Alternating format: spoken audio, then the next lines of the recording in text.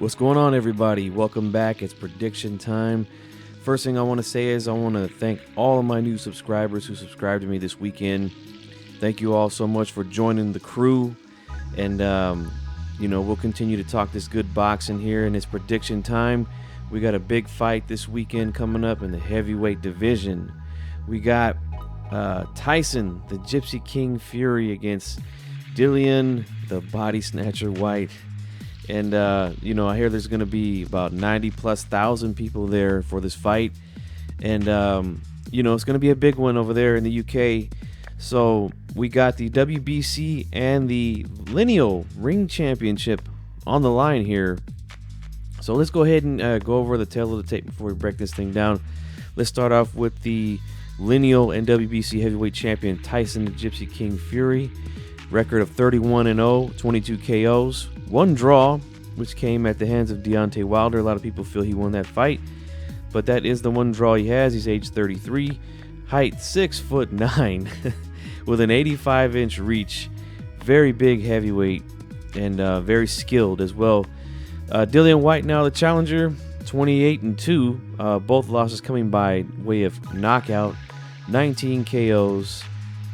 He is 6'4", 78-inch reach. So I mean, he's not a small guy by any means at all. I mean, 6'4", he's big. Just compared to Tyson Fury, he's got a 5 inches in height on him, and 6 inches or 7 inches. I'm sorry, in reach.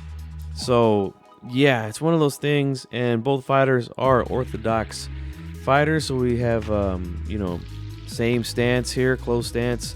So let's talk about this thing here, man. I like to go over strengths and weaknesses of both fighters before I give you my prediction on who I think is going to win. Now, I want to start off with Dillian Whyte. Now, look, I've been pretty critical of Whyte for quite a few years now. Now, I know he's got a lot of fans over in the UK. He's pretty popular over there. And look, he is an exciting fighter. Don't get me wrong.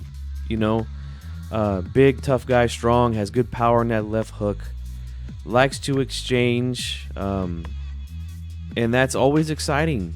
That's always exciting to watch, especially in the heavyweight division.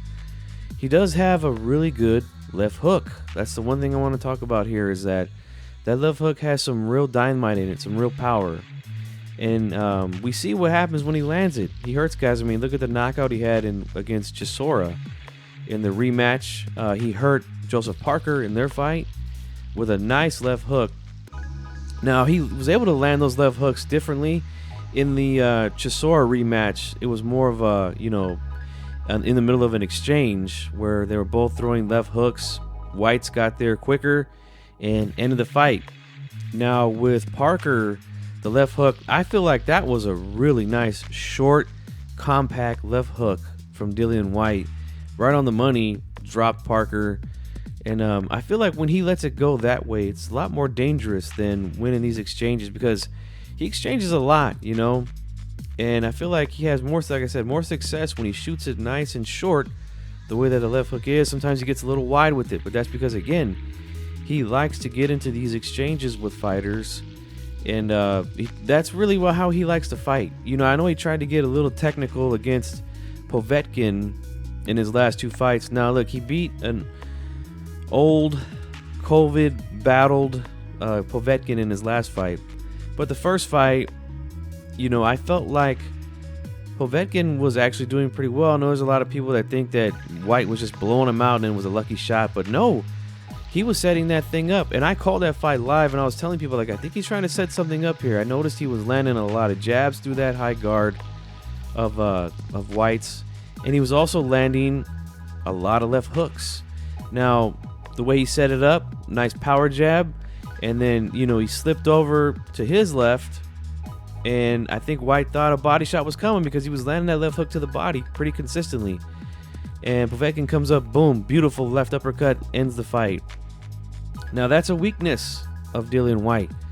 That defense of his is Swiss cheese, man. I'm telling you right now. And it's not only because he likes to exchange. When he gets guys that back him up in there, he goes to that shell high guard, and there's a lot of holes in that thing.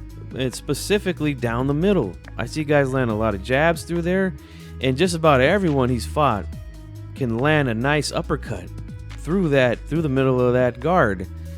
And I think that's going to be something that's key in this fight. Now let's go over to Tyson Fury.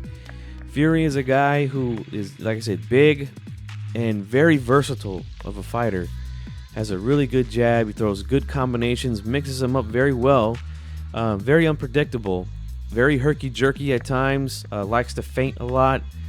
I think one of his best combinations that he likes to throw, and he did this a lot against Deontay Wilder, was, once he gets that jab established at his, he'll feint a lot, and then he'll just come in and throw a 2-3 combination that usually lands right on the money. If he doesn't get that left hook in, the right hand comes right over the shoulder, and he's big enough and tall enough and has long enough reach to get it in there.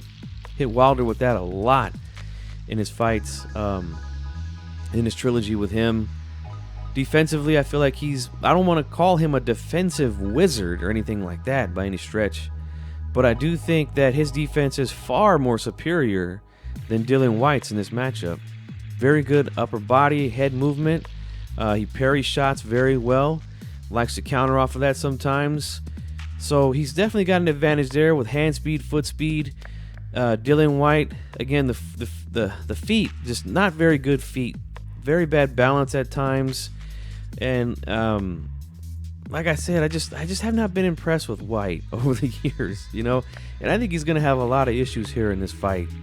So my prediction is this. Now, before I get into my prediction, I want to say this again about Fury in his defense, because I was just talking about that. It's good, and like I said, good upper body movement, head movement. Likes to catch shots with the gloves sometimes, but I do feel like he does get a little too comfortable with his hands down. That's where he tends to get in trouble. He's got dropped by Wilder by putting his hands down in the first fight, and paid the price for it. He likes to get low sometimes to get underneath shots and not keep his hands up. Sometimes he gets hit in the back of the head, and look, that's his fault. We can't fault the fighter for throwing punches at a guy if he's dipping low with his head down like that. So that's the one thing that I don't like about Fury's defense. Sometimes he gets a little reckless too. That's how he ran into some trouble in the third fight against Wilder. Came right in and got caught with a nice short right hand right on the button. So those are things that I see from both guys. Now, here's what I'm going to say, man. I'm going to pick Tyson Fury to win this fight. And I think he's going to win by knockout. And I think it's going to come within the first 6 rounds of the fight. And I'm being dead serious, man. I see nightmares for Dillian Whyte. And the reason why I say that is because of this. Fury has turned himself into a crunk fighter all the way. He's a crunk heavyweight fighter all the way here. He knows how to get on the inside now. And believe me, he's very good on the inside, very crafty.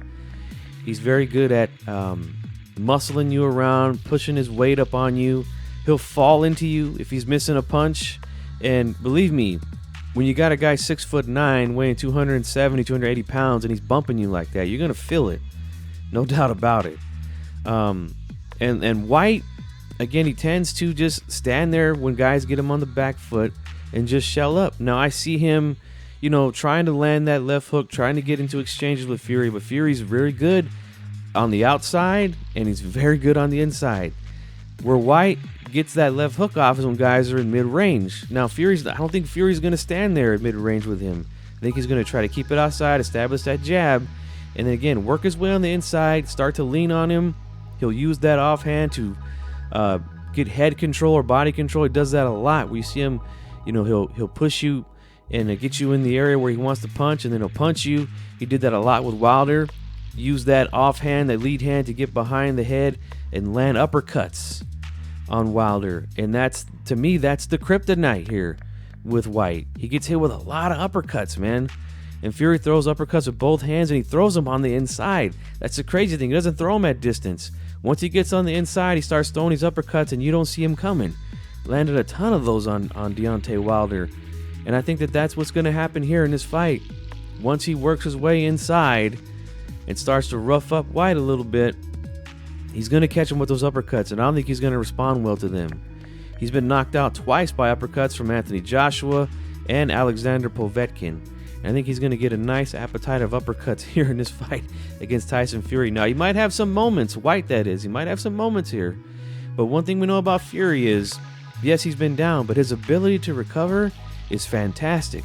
He's been able to get up from right hands from Deontay Wilder, who is a big puncher. I know a lot of guys don't think he's that good, but one thing that we can all agree on is that he can punch. And Fury's been able to take those shots and get up. So his recovery is second to none, man. So I'm going to go with the Gypsy King Fury, Tyson Fury in this one. And I'm going to take him by knockout. So that's my prediction there, guys.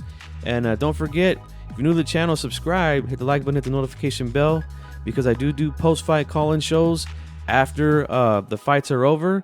You can call in, voice your opinion, give me your scorecard, let me know what you think about the fight. And that's that, guys. So again, taking Tyson Fury here by knockout, and see you guys on the next one. I'm out.